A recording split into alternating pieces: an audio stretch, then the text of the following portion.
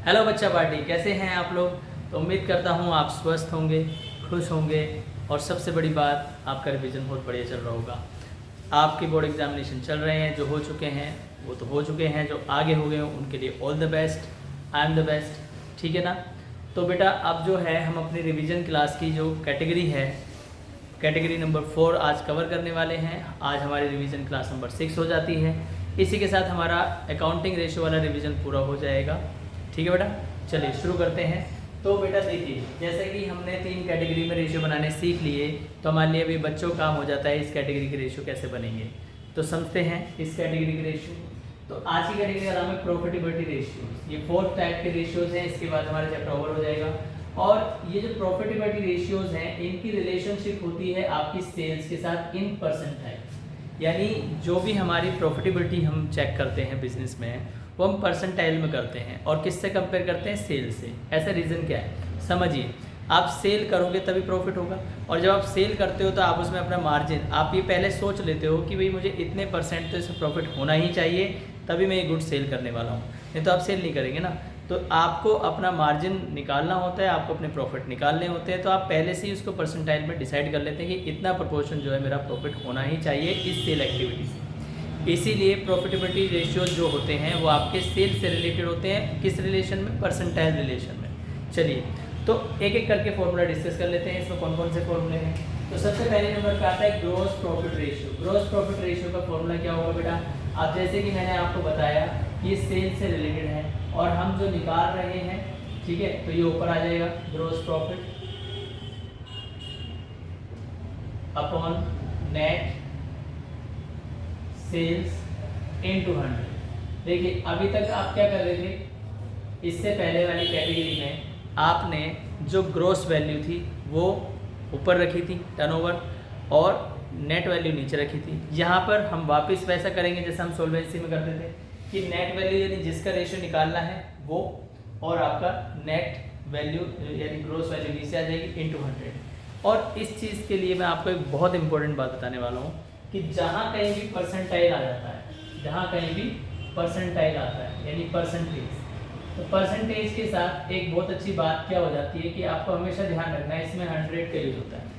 Percentage का मतलब यहाँ पे 100 से लेते हैं। ठीक है, तो आप याद करो बच्चा, क्लास 8 में क्लास 6 में आपने परसेंटेज के क्वेश्चन सॉल्व करे होंगे। तो आप क्या करते थे, जैसे मान लीजिए किसी बच्चे के आपको परसेंटेज निकालनी है कि बोर्ड एग्जाम में 600 मार्क्स की टोटल परीक्षा हुई 10th क्लास की, अब हमें उसकी परसेंटेज निकालनी है। तो हम क्या करते थे बेटा, जैसे मान लीजिए 230 मार्क्स आए किसी के, या 400 मार्क्स आए, ठीक है ना। तो जिस बच्चे के 400 मार्क्स आए वो हम ऊपर लिखते थे और टोटल वैल्यू लिखते थे नीचे, और हम क्या करते थे इनटू 100 लिखते थे। तो हमें क्या मिल जाती थी? परसेंटेज मिल जाती थी। सिंपल। तो बेटा यही परसेंटेज आपको यहाँ यूज़ करनी है। यानी कहने का मतलब ये है कि प्रॉफिटेबिलिटी रेशियो को आप रेशियो मत समझिए, आप परसेंटेज बोलिए। अगर आपको परसेंटेज निकालनी आती है तो ये आपके बच्चों का खेल हो जाएगा, बाएं हाथ का खेल हो जाएगा। तो बेटा अगर आपको परसेंटेज में कोई दिक्कत नहीं है, मैं ये मानता हूँ कि आप परसेंटेज में बहुत निपुण होंगे, बहुत एक्सपर्ट होंगे, तो इसलिए हमारे लिए ये कैटेगरी बहुत ही ज़्यादा ईजी हो जाने वाली है। एक फॉर्मूला यहाँ पर है जो परसेंटेज से थोड़ा सा हटकर है, वो मैं लास्ट में एक्सप्लेन करूँगा। चलिए, तो पहला फॉर्मूला आपका ये हो जाता है। दूसरा है नेट प्रॉफिट रेशियो। तो नेट प्रॉफिट रेशियो में क्या होगा? नेट प्रॉफिट ऊपर आ जाएगा और नेट सेल नीचे आ जाएगा इनटू 100। सिंपल, ये आपका फॉर्मूला हो गया दूसरा, है ना। इजी, कुछ है ही नहीं इस कैटेगरी में। इस कैटेगरी में तो कुछ है ही नहीं। जो कैटेगरी जो फॉर्मूले बनाने वाली बात थी वो इससे पहले हम कर चुके हैं। इस कैटेगरी में आपको कभी फॉर्मूले भूलोगे ही नहीं, क्योंकि ये बहुत ईजी कैटेगरी होती है। उसके बाद आता है operating profit ratio. Operating profit निकाल लोगे आप। ऑपरेटिंग प्रॉफिट निकाल करके अगर आप नेट सेल करते हैं, नेट सेल्स इनटू 100, तो आपका ये वाला रेशियो भी बन गया। अगर आप ऑपरेटिंग कॉस्ट की बात करें तो operating cost upon net sales into 100, ठीक है ना। अब ऑपरेटिंग कॉस्ट के लिए आपको एक काम करना है। कई बार हमें ऑपरेटिंग कॉस्ट क्वेश्चन में नहीं दी होती, तो हम क्या करते हैं, हमारे पास जो ग्रॉस प्रॉफिट है, अगर हम ग्रॉस प्रॉफिट दे रखा है क्वेश्चन में, क्या दे रखा है बेटा? Gross profit. प्लस कर देंगे ऑपरेटिंग एक्सपेंसेस, तो भी आपकी ऑपरेटिंग कॉस्ट हो जाएगी और हो जाएगी नेट सेल्स इनटू 100। अब यहाँ एक इम्पोर्टेंट बात मैं आपको कहना चाहूँगा, मैं यहाँ पे जो नेट सेल लिख रहा हूँ इसका मतलब है कि जितनी भी टोटल सेल हुई है बिजनेस में उसमें से जो रिटर्न है सेल्स रिटर्न वो आप माइनस कर दोगे तो नेट से किसी किसी क्वेश्चन में ग्रोस सेल दी होती है, रिटर्न भी दिए होते हैं, तो आप पहले रिटर्न माइनस कर देंगे तो आपको नेट सेल मिल जाएगा। इसलिए मैंने यहाँ सेल्स नहीं लिखा, नेट सेल लिखा। नेट सेल का मतलब होता है, क्या होता है नेट सेल का मतलब बेटा? नेट सेल का मतलब हो जाएगा आपका ग्रोस सेल माइनस रिटर्न, ये आपका नेट सेल होता है।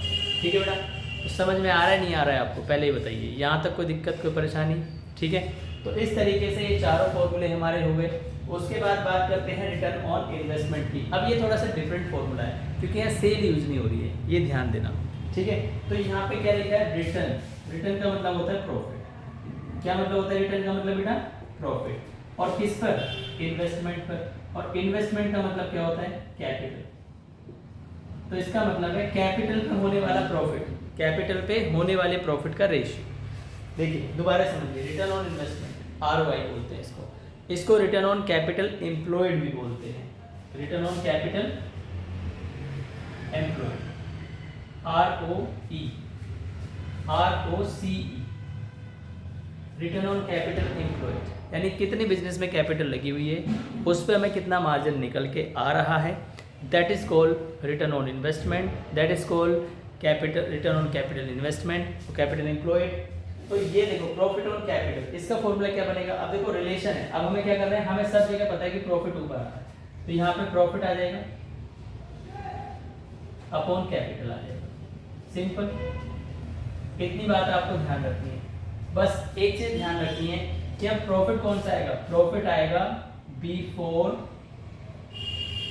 Profit before interest and tax, यानी EBIT वाला प्रॉफिट आएगा। और यहां पर कैपिटल कौन सी आएगी? Capital employed, capital employed. Capital employed का मतलब क्या होता है ये भी समझ लीजिए। कैपिटल एम्प्लॉयड का मतलब होता है, कैपिटल एम्प्लॉयड का मतलब होता है share holder fund plus long term debt. आप याद करो, आपने जो है अभी इससे पहले सॉल्वेंसी रेशियो पढ़े थे, तो सॉल्वेंसी रेशियो में मैंने आपको बताया था EBIT क्या है, इंटरेस्ट कवरेज रेशियो में आई हैव एक्सप्लेन। ठीक है, तो कैपिटल एम्प्लॉयड का मतलब है शेयर होल्डर फंड, यानी शेयर होल्डर फंड में क्या आता है? Equity share capital plus reserve and surplus अगर कोई प्रॉफिट है तो, प्लस अगर कोई हमारे पास लॉन्ग टर्म डेट है तो वो आ जाएंगे। इसकी दो अप्रोच होती है, लेकिन जनरली इसका फॉर्मूला आप ऐसे याद कर सकते हो। दूसरा जो फॉर्मूला होता है इसका, टोटल एसेट्स होती है बिजनेस में, जितनी भी टोटल एसेट्स होती है उसमें से हम करंट एसेट्स माइनस कर देते हैं तो आपका कैपिटल एम्प्लॉयड आ जाता है। Very simple.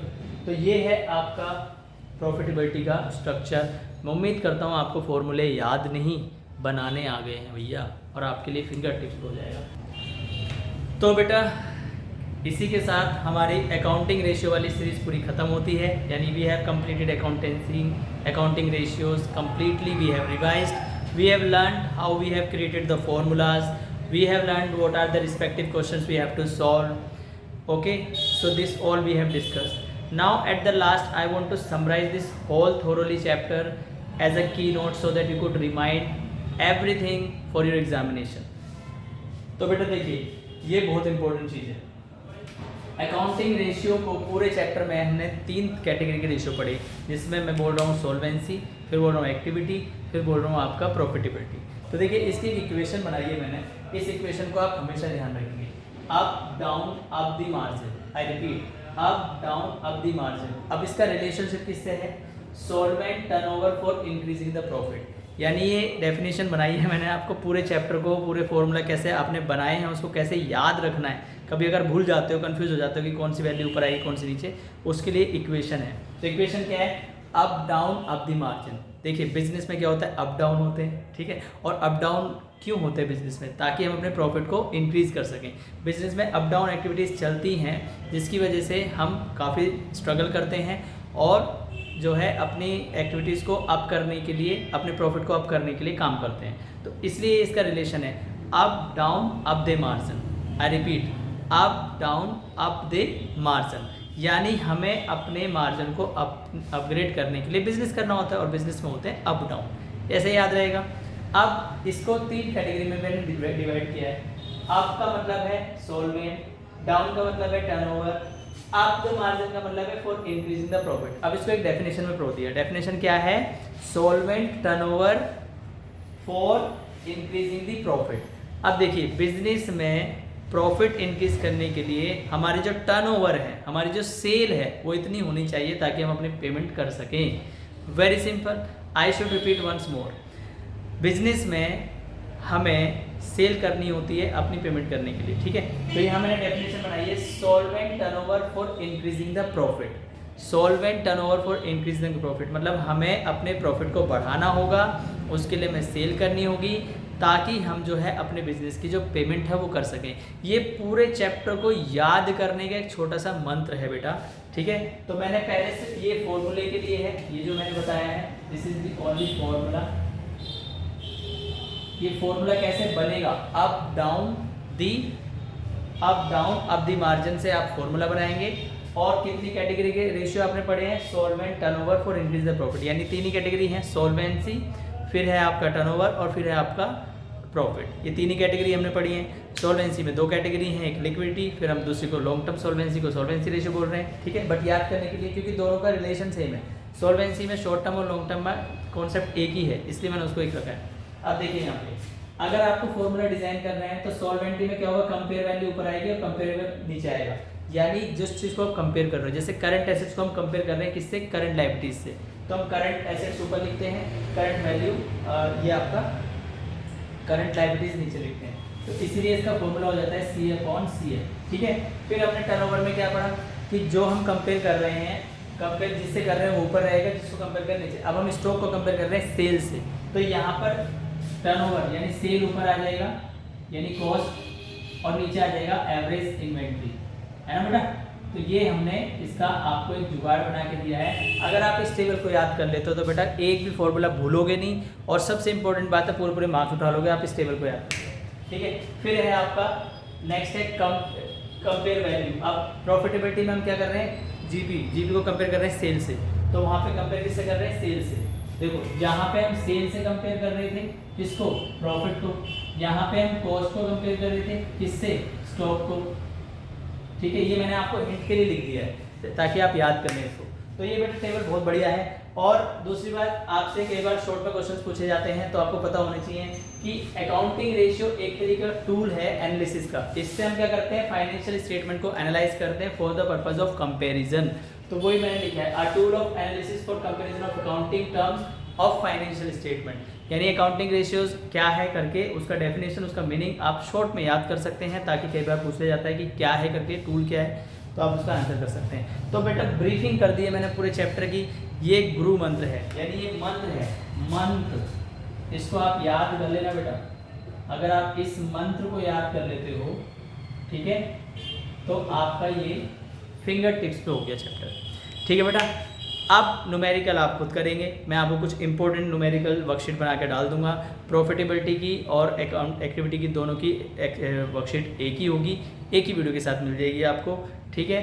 तो कैसा लगा आपको चैप्टर बेटा? फीडबैक जरूर बताना कि अकाउंटिंग रेशियो की टर्म्स आपको कैसे लगी, कैसे फॉर्मूला बनाए, आपको मज़ा आया कि नहीं आया। This is very important for me as a teacher, because feedback आप ही के लिए काम कर रहा हूँ, तो आपसे फीडबैक मिलेगा तो ज़्यादा अच्छा रहेगा, ठीक है बेटा।